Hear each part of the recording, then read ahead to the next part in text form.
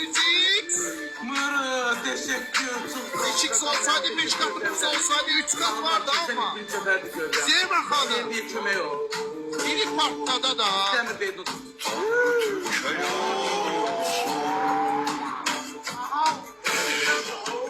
Ne deyirəm belə yerdə rüfət. Uy bu ne?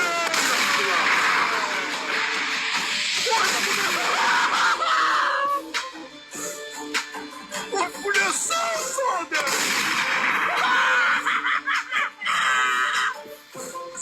Sade. Koymayın ay bak.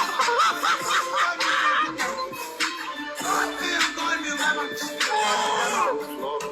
Yerimizi bilin. Ha yerimizi bilin. Bir şey eləyin. Ne olur gelin. Onlardan girip Raskoda ay baboş.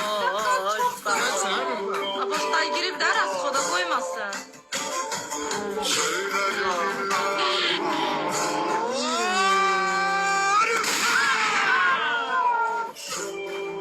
Bu kimiydi? Aşağı şans sarıyor.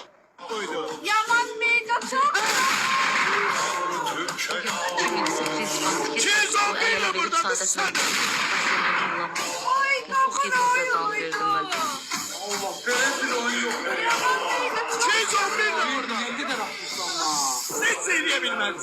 Ay besini 90 kalmışsın Ema. Fırın böyle hayatım. Ben alqışlayıram səni.